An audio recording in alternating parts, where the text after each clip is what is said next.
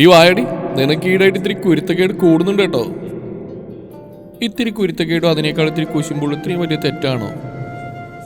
മാഷേ, എന്നെ അങ്ങോട്ട് പ്രേമിച്ചൂടെ എന്ന ചോദ്യം കൊണ്ടായിരുന്നു വായനശാലയിലേക്കുള്ള അവളുടെ വരവ്. അതും നാട്ടുകാരനും എപ്പോഴും കൂടെ നിൽക്കുന്ന അധ്യാപകനുമായ രാജൻ മാഷിന്റെ ഒരേ ഒരു പുത്രിയുടെ വാക്കുകളാണിത്. കുട്ടിയായിട്ട് ഒന്നേ ഉള്ളൂ എന്ന് പറഞ്ഞ് കൊഞ്ചിച്ചു വളർത്തിയ ആ നല്ല അച്ഛനമ്മയ്ക്ക് ഇങ്ങനെ തലതിരിച്ചൊന്നിനാണല്ലോ കിട്ടിയത്. അയ്യടാ, ഇത്തിരി നല്ല ചെക്കൻ നാട്ടുണ്ടായിട്ടും അതും എത്രയോ പേര് നേരിൽ കാണാതെ പോലും ഇഷ്ടപ്പെട്ടുകൊണ്ടിരിക്കുന്നവൻ. വല്ലാണ്ട് പൊക്കല്ലേ മോളെ, കാര്യം പറ.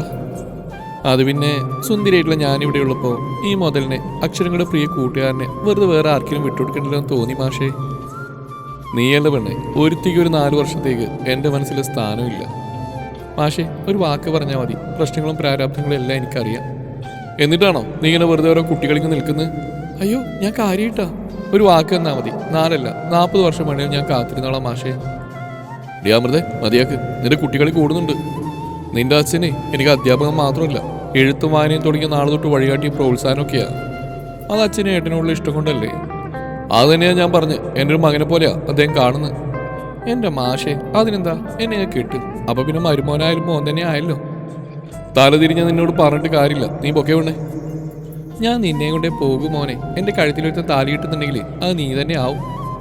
ഓ മകെ കാണാൻ മോളെ, നീ ഇപ്പോൾ പോവാൻ നോക്ക്. വല്ലതും വായിക്കുന്ന ഇല്ലാതാക്കല്ലേ. ഞാൻ പൊക്കോളാം. പിന്നെ ആ മനസ്സിൽ ഒരുത്തിക്കും സ്ഥാനം കൊടുത്തില്ലെന്ന് അറിയാം. ഇനി ഒരുത്തി ഉണ്ടെങ്കിൽ അത് ഞാനായ മതി കേട്ടോ മോനെ. നീനെ കളിയാക്കണോ പെണ്ണേ, എൻ്റെ എല്ലാ സാഹചര്യങ്ങളും അറിഞ്ഞുകൊണ്ട്? അയ്യോ അല്ല മാഷേ, എല്ലാ കഷ്ടപ്പാടുകളും അറിഞ്ഞു തന്നെയാ. ആ, നിനക്ക് നല്ല അടി കിട്ടാത്തതിൻ്റെ കുറവാ. ആണോ?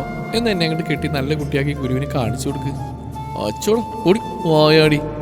അവളുടെ ചെവി പിടിച്ച് തിരിച്ചുണ്ടായിരുന്നു അവൻ്റെ മറുപടി.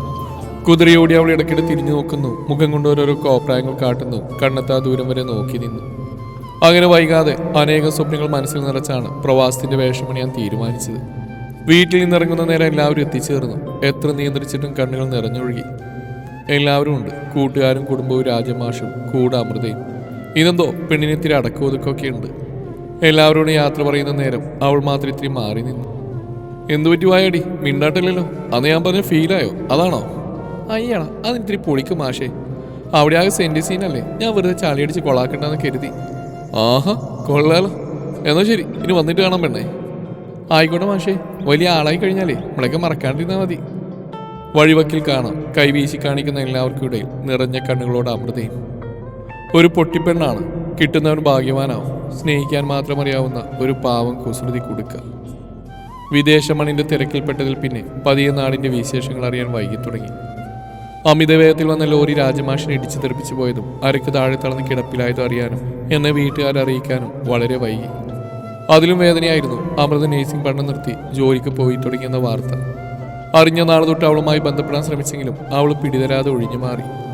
ആരുടെയും സഹതാപം അവൾക്ക് ഇഷ്ടമല്ലായിരുന്നു. കാരണം നേരെ നിന്നപ്പോൾ മാഷ് പലർക്കും തണലായിരുന്നു. കിടപ്പിലായപ്പോൾ പലരും തിരിഞ്ഞു നോക്കാതെയും ആയതിനാൽ. 4 വർഷത്തെ പ്രവാസ ജീവിതത്തിന് ശേഷം നാട്ടിലെത്തിയപ്പോൾ ആദ്യം പോയത് മാഷിന്റെ അടുത്തേക്കാണ്. മാഷിന്റെ കിടത്തവും അവൾ അനുഭവിക്കുന്ന കഷ്ടപ്പാടുകൾ അറിഞ്ഞപ്പോൾ കണ്ണു നിറഞ്ഞു. ഒന്നു മാത്രമേ എനിക്ക് ചോദിക്കാൻ തോന്നിയുള്ളൂ. അപ്പോൾ എനിക്ക് തന്നൂടെ നിങ്ങളുടെ വായാടി പെണ്ണിനെ? മുഴുമിപ്പിക്കാൻ വല്ലാതെ ബുദ്ധിമുട്ടി ശരിക്കും. കുറച്ചു നേരത്തെ നിശബ്ദതയ്ക്ക് ശേഷം രാജമാഷിന്റെ കൈകൾ ചേർത്ത് പിടിച്ചു. കാണാമായിരുന്നു ആ കണ്ണുകൾ സന്തോഷം കൊണ്ട് നിറഞ്ഞൊഴുകുന്നു. അനന്തു, എനിക്കിഷ്ടമാണ്, പക്ഷേ അവളുടെ ഇഷ്ടം കൂടി അറിയാതെ ഞങ്ങൾ എന്തു പറയും? അത് ഞാൻ ചോദിച്ചോളാം. അവളുടെ സമ്മതം അറിയട്ടെ മുന്നോട്ട് പോകും. അച്ഛനും അമ്മക്കും കൂടെ ഇന്നും ഞാനുണ്ടാവും, ഒരു മകനായിട്ട്. നിറഞ്ഞു നിൽക്കുന്ന ആ 2 കണ്ണുകളിൽ സന്തോഷത്തിന്റെയും സമാധാനത്തിന്റെയും തെളിച്ചം കാണാമായിരുന്നു. അവളെ നേരിൽ കിട്ടിയ നേരം. പെണ്ണെ, വരുന്നതിൻ്റെ കൂടെ. ഇനിയുള്ള എഴുത്തിലും ജീവിതത്തിലും ഒരു വായാടി പെണ്ണിനെ കൂടെ കൂട്ടാൻ ഞാൻ അങ്ങോട്ട് തീരുമാനിച്ചു. പക്ഷേ ഇല്ല മാഷേ, ഇന്ന് എന്നുള്ള സ്നേഹം കൊണ്ടല്ല മാഷയെ ചോദിക്കുന്നത്, സഹതാപം മാത്രമാണെന്ന് എനിക്കറിയാം.